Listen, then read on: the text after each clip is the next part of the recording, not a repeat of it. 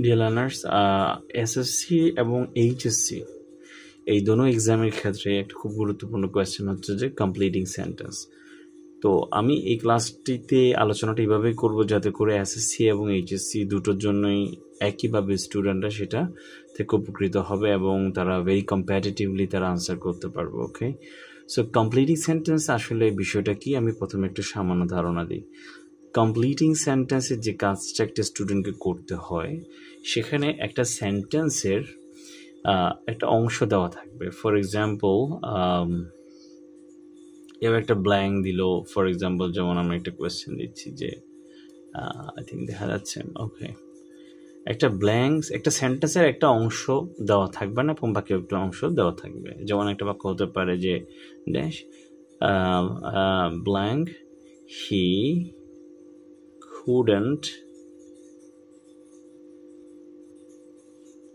attend the class. He couldn't attend the class, জায়গা নেই সেজন্য একটু দ্য ক্লাস একটু কাছাকাছি হয়ে গেছে। সো এখানে আমরা মানে একটা স্টুডেন্টকে এই যে অংশটা, এই পুরো সেন্টেন্সটা একটা কমপ্লেক্স বাক্য হবে। হি couldn't attend the class, এর আগে আমি একটা সাবঅর্ডিনেট ক্লজ দিব, অথবা এটাকে কিন্তু এন্ড দিয়ে অর্থাৎ কোঅর্ডিনেট বাক্য হিসাবেও এটাকে কমপ্লিট করা যেতে পারে। বাই দ্য ওয়ে, সেটা আমরা ক্লাসে আলোচনা করব। তো দ্য ফ্যাক্ট ইজ, একটা স্টুডেন্টকে এমন একটা সেন্টেন্স দেওয়া থাকবে যে সেন্টেন্সের একটা অংশ থাকবে না এবং একটা অংশ থাকবে। তো গ্রামাটিক্যাল স্ট্রাকচারের বিবেচনায় আমি আবারও বলছি, কমপ্লিটিং সেন্টেন্সের অন্যতম ভূমিকা রাখবে হচ্ছে grammar. Whatever we do, in however way we complete the sentence, we must obey and follow the rules of grammar. গ্রামারের রুল অনুযায়ী আমাকে সবগুলো কাজ করতে হবে। লাইক আমি যদি অনেক ভালো একটা মিনিংয়ের একটা সেন্টেন্স তৈরি করি যেটা অনেক চরম ভেরি নাইস একটা মিনিং দিচ্ছে, অথচ গ্রামাটিক্যাল ফান্ডামেন্টাল স্ট্রাকচারের ভুল আছে, সেখানে ভার্বের ব্যবহারের ভুল আছে, ক্লজ মেকিংয়ের ভুল আছে, ফ্রেজের ভুল আছে, তাহলে আমার এটা স্ট্রেট কেটে দিবে টিচার। ওকে, সো এই জন্য গ্রামার অনেক ক্রুশাল রোল প্লে করে এই ধরনের কোয়েশ্চেনগুলোতে, আই মিন কমপ্লিটিং সেন্টেন্সে। ঠিক আছে, সো আমরা আজকে তাহলে এই কমপ্লিটিং সেন্টেন্সের বিষয়টা তো বুঝলাম। এখানে একটি বাক্যের একটা অংশ ব্ল্যাঙ্ক থাকবে, অপর অংশ দেওয়া থাকবে। যে অংশ দেওয়া আছে সেই অংশ থেকে আমরা গেস করতে হবে গ্রামারের কোন রুলটা ম্যাচ করতেছে এবং সেন্টেন্সটা কোন দিকে যাবে। ওকে, তো এই কমপ্লিটিং সেন্টেন্সের যে রুলগুলো থাকে তার মধ্যে আমি এই সেন্টেন্সটা কমপ্লিট করছি না, এটা জাস্ট আলোচনার স্বার্থে আমি এটা লিখলাম। আমরা কারণ যখন এটা যাবো আমাদের ধারাবাহিক আলোচনায় আমরা এই ধরনের সেন্টেন্সটা নিয়ে কাজ করব। তো আমি যখন একটা জাস্ট বেসিক একটা আইডিয়া দেওয়ার পর আমরা এখন প্রসিড করব যে what are the rules that we should know and learn for attempting and for answering such questions. Okay, one of the fundamental and very crucial type of questions for completing sentences is conditional sentences. আমি কি বলছি, অর্থাৎ এই completing সেন্টেন্সের মধ্যে অন্যতম একটা কোয়েশ্চেনের ধরন হচ্ছে যে কন্ডিশনাল সেন্টেন্স, অর্থাৎ ইফ যুক্ত বাক্য। আমাদেরকে অনেক ক্ষেত্রে এই ধরনের কমপ্লিটিং সেন্টেন্সের ক্ষেত্রে আমাদেরকে ইফ যুক্ত বাক্য দিয়ে একটা সেন্টেন্স দিয়ে দিবে যেখানে আমাদেরকে কমপ্লিট করতে হবে। তো ইফ যুক্ত বাক্য, I mean like if you help me I will help you, এই ধরনের কন্ডিশনাল সেন্টেন্স বলা হয় শর্তযুক্ত বাক্য। যেহেতু ইফযুক্ত বাক্যটা শর্তের উল্লেখ করা হয় সেজন্য ইফযুক্ত বাক্যকে কন্ডিশনাল সেন্টেন্স বলা হয়। তো কন্ডিশনাল সেন্টেন্স হচ্ছে যে আমরা যে টপিকটা পড়ছি, আমি আবার বলি, টপিকটা হচ্ছে কমপ্লিটিং সেন্টেন্স।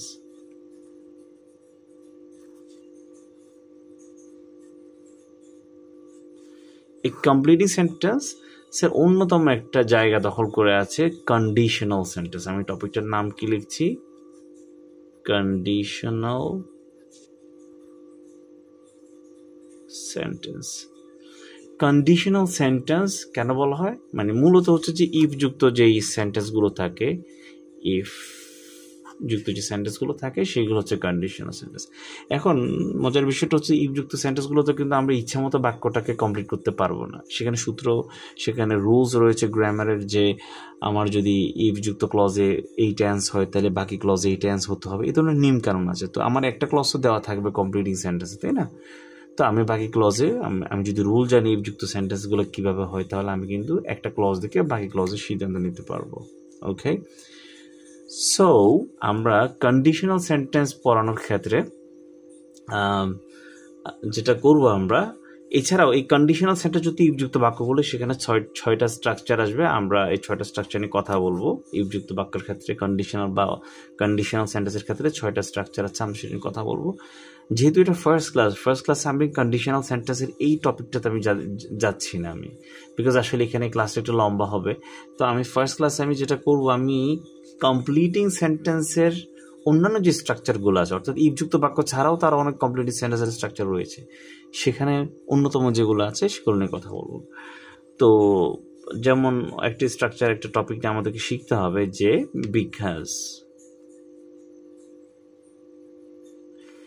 বিকজ শব্দটা দিয়ে কমপ্লিটিং সেন্টেন্সের ক্ষেত্রে আমরা অনেক সেন্টেন্স তৈরি করি, কিন্তু আমরা বিকজ যখন শিখবো তখন আমরা বিকজের ফান্ডামেন্টাল যে বিষয়, মৌলিক যে বিষয়, যে বিকজ আসলে কি, কিভাবে সেন্টেন্স গঠন করে, বা তার এটা গ্রামাটিক্যাল অ্যাসপেক্টসগুলো কী কী, এটা একটু জানতে হবে। The first thing that you must know about because is that because makes a complex sentence. Because শব্দের একটা কমপ্লেক্স সেন্টেন্স তৈরি করে। বিকজ থাকা মানে আপনার বাক্যে বা তোমার বাক্যে কমপক্ষে দুটো ক্লজ থাকতে হবে। আমি একটা এক্সাম্পল লিখে দেখাই। আমি আবারও বলছি, আমরা কমপ্লিটিং সেন্টেন্সের রুল পড়বো ঠিক আছে, কিন্তু আমরা বিকজ সম্বন্ধে একটু বেসিক থেকে জানি যে বিকজের বিষয়গুলো কি। আমি একটা বিকজ এটা বাক্য লিখে দেখাই এবং সেটাকে এক্সপ্লেইন করব যে বিকজ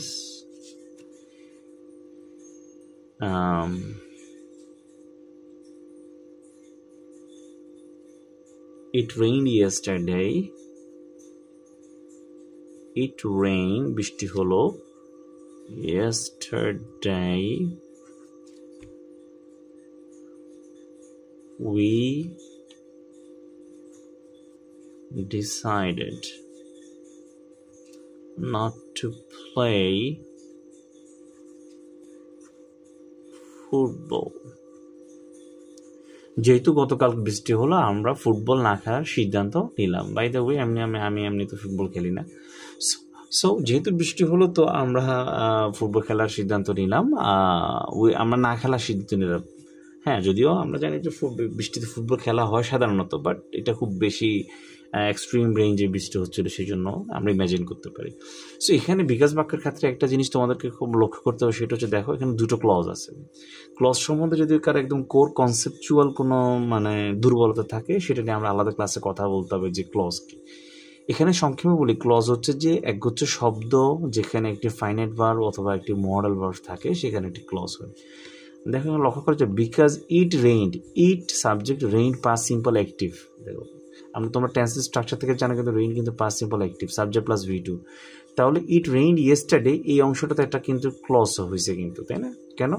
আমরা এখানে টেন্সের স্ট্রাকচার দেখতে পাচ্ছি, it rain past simple active. Okay, তাহলে এটা একটা ক্লজ। একগুচ্ছ শব্দে যদি একটা ফাইনাইট ভার্ব থাকে, ফাইনাইট ভার্ব মানে কি? যে ভার্বটা টেন্স নেয়, টেন্সের স্ট্রাকচার অনুযায়ী স্ট্রাকচার নেয়, সেটা হচ্ছে ফাইনাইট ভার্ব।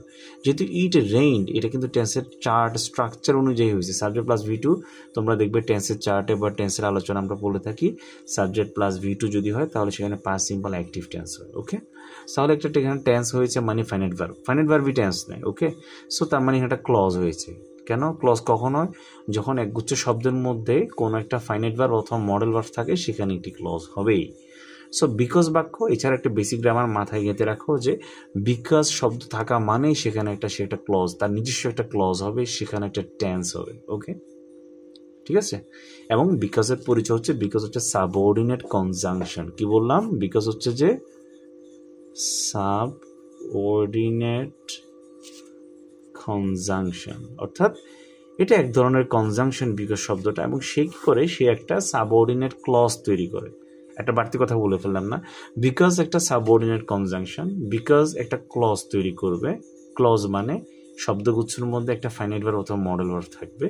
ফাইনাইট ভার্ব মানে টেন্সের স্ট্রাকচার অনুযায়ী ভার্বটা তার শেপ নিবে, আকার নেবে। ওকে, অনেকগুলো কথা বলে ফেললাম। তো যাই হোক, বিকজ এই সাবঅর্ডিনেট কনজাংশনটা, সে মূলত হচ্ছে একটা কনজাংশন, কিন্তু সে কি করে? যেখানে বিকজ আসবে সেখানে সে একটা ক্লজ গঠন করবে, এবং সেই ক্লজটার নাম হবে সাবঅর্ডিনেট ক্লজ। ক্লজটার নাম কি হবে? Subordinate clause. এখন সাবঅর্ডিনেট ক্লজের একটা মজার বিষয় হচ্ছে, সাবঅর্ডিনেট ক্লজ, তোমরা ক্লজের সম্বন্ধে যখন আমার সেপারেট ক্লাস আর ডিটেল জানবে, যে সাবঅর্ডিনেট ক্লজ এমন একটা ক্লজ, এটা হচ্ছে প্রজার মতো। সাবঅর্ডিনেট ক্লজ যেমনি অনেকগুলো প্রজা দিয়ে কিন্তু এটা রাজ্য হয় না, রাজা থাকতে হয়। সাবঅর্ডিনেট ক্লজ কি করে? সাবঅর্ডিনেট ক্লজ প্রিন্সিপাল ক্লজ ছাড়া সেন্টেন্স গঠন করতে পারে না। I mean wherever there is a subordinate clause there has to be a principal clause. Okay, so because clause থাকা মানেই আমাকে অবশ্যই আরেকটা প্রিন্সিপাল ক্লজ থাকতেই হবে। কারণ কি? বিকজ যে ক্লজটা গঠন করে সেটা হচ্ছে subordinate clause, and subordinate clause cannot alone make a sentence. Okay, যেমন আমাদের এই বাক্যটা লক্ষ্য করে, বাক্যটাতে উই ডিসাইডেড, এখানে একটা ক্লজ দেখো, উই সাবজেক্ট ডিসাইডেড V2 এবং সাবজেক্ট প্লাস V2, টেন্সের স্ট্রাকচার হচ্ছে পাস্ট সিম্পল অ্যাক্টিভ। যদি কেউ টেন্সে খুব একটু প্রবলেম থাকে, দুর্বলতা থাকে, let me no in comment section of this class, I will try to post separate video on tenses. Okay, so এখানে আবার আমরা দেখতে পাচ্ছি যে we subject and decided V2 past simple active. তাহলে আমাদের এখানেও একটি যেহেতু ফাইনাইট ভার্ব পেয়েছি, টেন্সের চার্ট অনুযায়ী কোনো একটা ভার্ব টেন্স নেওয়া মানে সেটা ফাইনাইট ভার্ব। ওকে, কারণ নন ফাইনাইট ভার্বগুলো টেন্স অনুযায়ী তার আকার নেয় না, তার শেপ ঠিক করে না, শুধুমাত্র ফাইনাইট ভার্বগুলোই টেন্স অনুযায়ী তার স্ট্রাকচারটা নেয়। তাহলে এখানে একটা ফাইনাইট হয়েছে মানে এখানে আরেকটা ক্লজ হয়েছে, এবং আমরা এতক্ষণ সেটাই বলছিলাম যে বিকজ ক্লজ থাকা মানে আরেকটা ক্লজ থাকতে হবে, এবং অপর যে ক্লজটা থাকে সেটা হচ্ছে প্রিন্সিপাল ক্লজ। আই মিন আমাদের এই বাক্যে এই ক্লজটা হচ্ছে কি ক্লজ? Principal clause. অনেকগুলো ছোট ছোট বেসিক কথা কিন্তু চলে আসে, পড়াচ্ছিলাম কিন্তু কমপ্লিট সেন্টেন্স, সেখানে অনেকগুলো কথা চলে আসলো। যেমন বিকজ শব্দটা মূলত হচ্ছে একটা সাবঅর্ডিনেট কনজাংশন। বিকজ যে সেন্টেন্সের মধ্যে আসবে সে কি করে? বিকজ আসা মানেই সে নিজে একটা ক্লজ গঠন করবে, সেখানে একটা টেন্স থাকবে, ফাইনাইট ভার্ব অথবা মডেল ভার্ব থাকবে, যেমন এখানে ফাইনাইট ভার্ব ছিল। ওকে, এবং যে ক্লজটা হবে সেই ক্লজের নাম হচ্ছে সাবঅর্ডিনেট ক্লজ।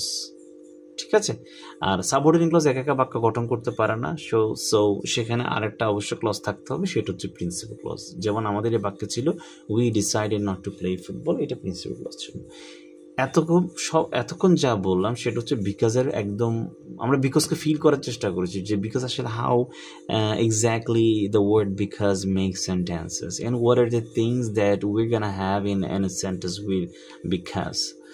ওকে, এখন আমরা কমপ্লিটেড সেন্টেন্সের যেই মূল যে রুল যেটা আমাদের লাগবে সেটা কি? যদি কখনো তোমাদেরকে বিকজ যুক্ত সেন্টেন্স তৈরি করতে বলে, একটা অংশ দিয়ে দিল আর একটা অংশ তোমাকে লিখতে হবে, সোজা কথা তুমি যদি বুঝতে পারো যে এই সেন্টেন্স আমি বিকজ দিয়ে করতে চাচ্ছি, তখন তোমার একটা জিনিস অবশ্যই মনে রাখতে হবে যে বিকজের একটা নিয়ম আছে। বিকজ কি করে? সে দুটোটা ক্লজে সেম টেন্স নেয়। কি করে? Because takes the same tense in both of the clauses, অর্থাৎ বিকজ যুক্ত সাবঅর্ডিনেট ক্লজে যে টেন্স হবে তার পরবর্তী প্রিন্সিপাল ক্লজে সেই টেন্সই হবে। ঠিক আছে, একই tense, like past simple, present simple. Okay, এরকমই হবে।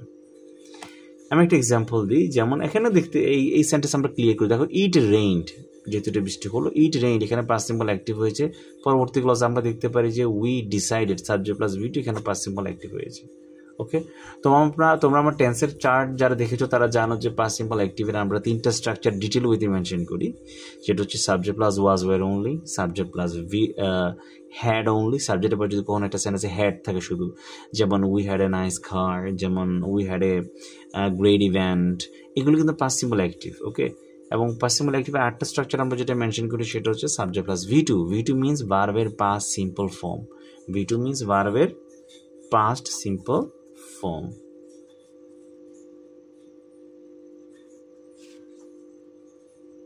তাহলে সাবজেক্ট প্লাস V2 এটা পাস্ট সিম্পল ফর্ম একটা, এবং এটা পাস্ট সিম্পল অ্যাক্টিভ টেন্সের একটি structure.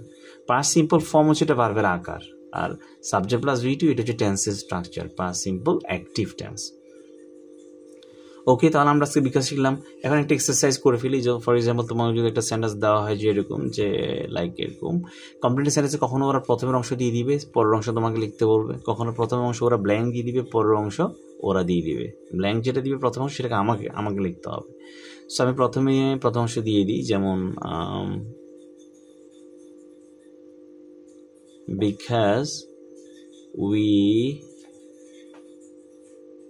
because we need crops, যেহেতু আমাদের শস্য দরকার, because we need crops। এখানে প্রথমে দেখে ফেলো বিকজ ক্লজের টেন্স কি, we subject need V1, subject plus V1, এটা হচ্ছে প্রেজেন্ট সিম্পল অ্যাক্টিভের একটা স্ট্রাকচার। ঠিক আছে, বিকজ উই নিড ক্রপস। তা আমরা কি শিখেছি? বিকজ ক্লজের যে টেন্স পরের ক্লজের সেই টেন্স হবে। তাহলে আমি এখন যে ক্লজটা বানাবো সেখানে কোন টেন্স দিব? Guess, present simple. ঠিক আছে, প্রেজেন্ট সিম্পল। অ্যাক্টিভ না প্যাসিভ দিব সেটা নিয়ে কিন্তু একটা মৌলিক কথা আছে, আজকের এই ক্লাসে এতগুলো বেসিক বলতে চাচ্ছি না। কারণ অনেক সময় ওভারবার্ডেন মনে হয়। একটা ক্লজ আসলে অ্যাক্টিভ হবে না প্যাসিভ হবে সেটা ডিপেন্ড করে তার সাবজেক্টের উপর। সাবজেক্ট যদি কোনো একটা ক্লজের সাবজেক্ট যদি কাজ করে তাহলে সেই ক্লজটা অ্যাক্টিভ হয়, কোনো একটা ক্লজের সাবজেক্ট যদি কাজ গ্রহণ করে তাহলে সেই ক্লজটা প্যাসিভের স্ট্রাকচার নেবে। ঠিক আছে, এটা আমি আমার অ্যাক্টিভ প্যাসিভের আলাদা সেপারেট ভিডিওতে এটা খুব এক্সপ্লেন করে বলা আছে, দেখে নিতে পারো। So because we need crops, যেহেতু আমাদের ক্রপস দরকার, তাহলে আমরা কি বলতে পারি উই প্রডিউস আমরা উৎপন্ন করি। সাবজেক্ট প্লাস V1 এখানে প্রিন্সিপাল অ্যাক্টিভ দিয়েছি আমরা, উই প্রডিউস ক্রপস, আমরা ক্রপস প্রডিউস করি। ঠিক আছে, সো এতটুকু থাকলো আজকের ক্লাসে। তোমরা আরও এই ধরনের এক্সারসাইজ করতে পারো, টেস্ট পেপার থেকে আরও অনেকগুলো বিকজের এক্সাম্পল দেখতে পারো। আজকের ক্লাসে একটু হিন্ট দিয়ে রাখি যে নেক্সট ক্লাসে আমরা কথা বলবো বিকজ অফ নিয়ে। বিকজ এবং বিকজ অফ দেখতে একরকম, কিন্তু তাদের ব্যবহারগত, তাদের চারিত্রিক পার্থক্য হিউজ, দুইটা জাস্ট রিভার্স, অনেক ব্যবহারগত ডিফারেন্স আছে। ঠিক আছে, সো আমরা নেক্সট ক্লাস ইনশাল্লাহ বিকজ অফ নিয়ে কথা বলবো। Today we discussed on because, and in our next class we will talk on because of. Okay, so thank you for watching the class. If you like the video and class, don't forget to share this class with your classmates or anyone who you think may be benefited with this. Thank you for watching.